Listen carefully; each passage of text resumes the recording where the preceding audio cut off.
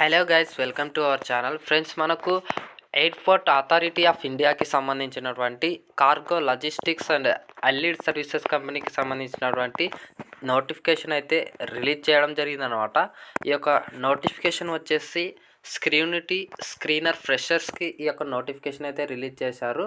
ఎయిర్పోర్ట్లో మనకు జాబ్స్ అనేటివి మంచి జాబ్స్ అనమాట. ఇవి మనకు ఫుల్ డీటెయిల్స్ అయితే ఈ యొక్క నోటిఫికేషన్ గురించి ఫుల్ డీటెయిల్స్ తెలుసుకుందాం. సెలెక్షన్ ప్రాసెస్ ఎలా ఉండబోతుంది, అలాగే ఎలిజిబిలిటీ ఎలా ఉండబోతుంది, ఎన్ని పోస్టులు భర్తీ అయితే చేస్తున్నారు అనేది టోటల్గా సెలెక్షన్ ప్రాసెస్ గురించి టోటల్గా విషయం అయితే ఈ వీడియోలో తెలుసుకుందాం. అలాగే మన ఛానల్ను ఇంకా సబ్స్క్రైబ్ చేసుకోకపోతే కంపల్సరీ సబ్స్క్రైబ్ చేసుకోండి. ఇటువంటి అప్డేట్స్ కోసం కంపల్సరీ బెల్ ఐకాన్ యాక్టివేషన్లో పెట్టుకోండి. అలాగే మన ఛానల్కు కొత్తగా కనుక చూస్తుంటే కనుక వీడియో కనుక నచ్చినట్లయితే కంపల్సరీ లైక్ చేసి మీ సపోర్ట్ని అయితే తెలపండి. అలాగే ఇక్కడ పోస్టులు కనుక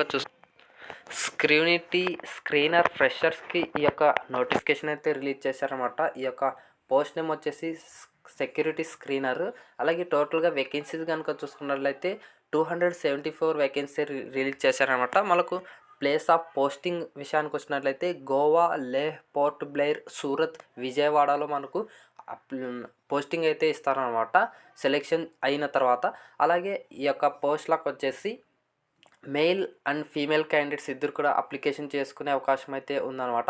అలాగే ఆంధ్రప్రదేశ్ అండ్ తెలంగాణ, అలాగే ఈ యొక్క ఇండియాలో సిటిజన్షిప్ ప్రతి ఒక్కరు కూడా అప్లికేషన్ అయితే చేసుకోవచ్చు ఈ యొక్క నోటిఫికేషన్కి. అలాగే ఇక్కడ లాస్ట్ డేట్ ఆఫ్ అప్లికేషన్ కనుక చూసుకున్నట్లయితే ఇక్కడ 12th అంటే డిసెంబర్ 10th వరకు మనం ఆన్లైన్లో అప్లికేషన్ చేసుకునే వీలైతే కల్పిస్తున్నాం అనమాట.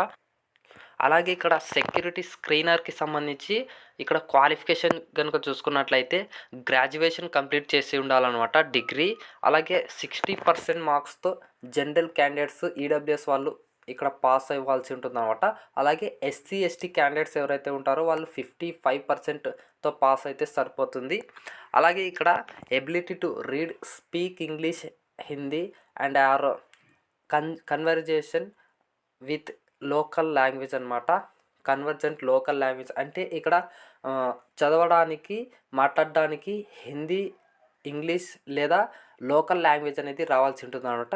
ఏపీ, తెలంగాణ వాళ్ళకు లోకల్ లాంగ్వేజ్ తెలుగు మాట్లాడడం, చదవడం వస్తే చాలన్నమాట. ఎటువంటి అనుభవం అయితే ఇతర స్కిల్ అనేది అవసరమైతే లేదు. తర్వాత ఏజ్ లిమిట్ విషయానికి కనుక వచ్చినట్లయితే ఇక్కడ నవంబర్ 1 నాటికి 27 ఇయర్స్ అనేది దాటకూడదు అనమాట.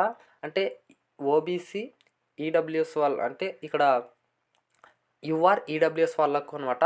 అలాగే తర్వాత ఓబీసీ వాళ్ళకు 3 years 30 years వరకు అప్లికేషన్ చేసుకునే అవకాశం ఉంటుంది. ఎస్సీ ఎస్టీ వాళ్ళకు 32 years వరకు అప్లికేషన్ చేసుకునే అవకాశం అయితే కల్పిస్తారనమాట ఇక్కడ.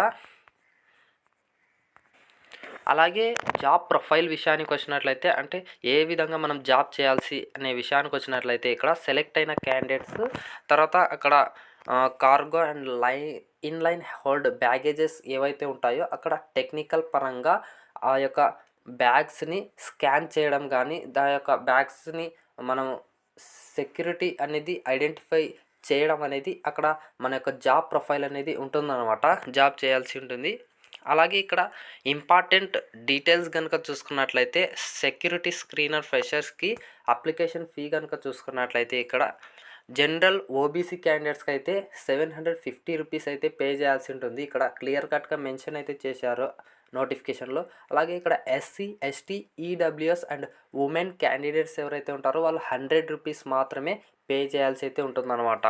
తర్వాత ఇక్కడ అప్లికేషన్ ఓపెన్ డేట్ వచ్చేసి నవంబర్ 21 అయితే ఆల్రెడీ ఓపెన్ అయిందనమాట అప్లికేషన్, ఆన్లైన్ అప్లికేషన్. అలాగే లాస్ట్ డేట్ కనుక చూసుకున్నట్లయితే అప్లికేషన్కి డిసెంబర్ 10th వరకు సాయంత్రం 5 గంటల వరకు అయితే అప్లికేషన్ చేసుకునే అవకాశం అయితే ఉంటుందన్నమాట.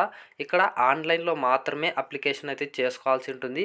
ఇక్కడ వెబ్సైట్ చూసుకున్నట్లయితే www.aaics.aero అనే వెబ్సైట్లో అయితే మనం అప్లికేషన్ అయితే చేసుకోవాల్సి ఉంటుంది.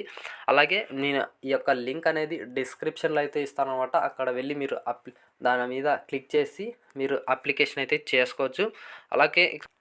అలాగే ఇక్కడ సెలెక్షన్ ప్రాసెస్ విషయానికి వచ్చినట్లయితే తర్వాత ముందుగా మనకు డాక్యుమెంట్ వెరిఫికేషన్ అయితే చేస్తారనమాట. డాక్యుమెంట్ వెరిఫికేషన్ చేసిన తర్వాత ఇక్కడ ఎవరైతే డాక్యుమెంట్ వెరిఫికేషన్లో షార్ట్ లిస్ట్ అవుతారో వాళ్ళకు ఐ కలర్ బ్లైండ్నెస్ ఎగ్జామినేషన్ అనేది కండక్ట్ చేస్తారు. తర్వాత should have unimpaired vision and hearing ability అనేది టెస్ట్ చేస్తారన్నమాట. అంటే మన యొక్క విజన్ అనేది ఎలా ఉంది అనేది టెస్ట్ అయితే చేస్తారు.